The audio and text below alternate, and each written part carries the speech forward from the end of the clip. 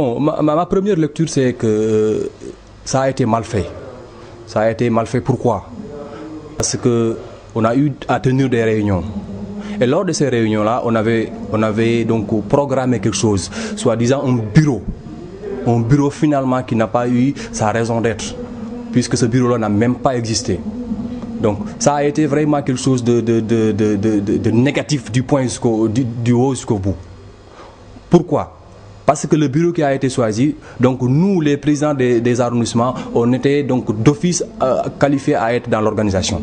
Mais depuis qu'on est venu à Linguère, on n'a même pas été associé à cette organisation-là. Deuxièmement, la semaine a été programmée du 2 au 7. Donc les délégations sont venues donc, le 3.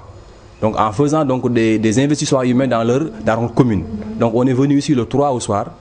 On avait d'abord une réunion qu'ils ont repoussée. Je ne sais pourquoi pas, pourquoi ils ont repoussé ça. Mais en plus, il n'y a même pas eu donc, une concertation. Ils ont fait du 2 au 3. Maintenant, ils l'ont fait en une seule journée ou 2. Ils veulent terminer ça. En plus, aujourd'hui, pour l'athlétisme, dans les convocations, ils avaient écrit de 8h à midi.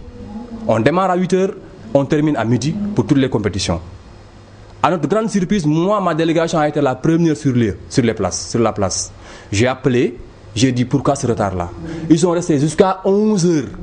À midi, ils ont commencé et à midi, on devait terminer.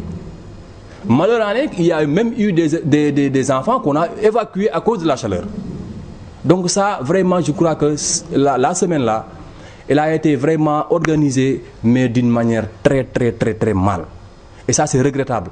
Maintenant, on ne peut pas laisser nos villages, comme on dit, venir jusqu'ici à Linguère se regrouper dans des conditions qui ne sont vraiment pas les meilleures. Et je tiens à préciser que vraiment, moi et ma délégation, nous sommes vraiment désolés de cette organisation. Je peux dire qu'actuellement, la délégation de Dodji ou l'arrondissement de Dodji n'est pas satisfait de cette organisation-là. On tenait vraiment à le dire.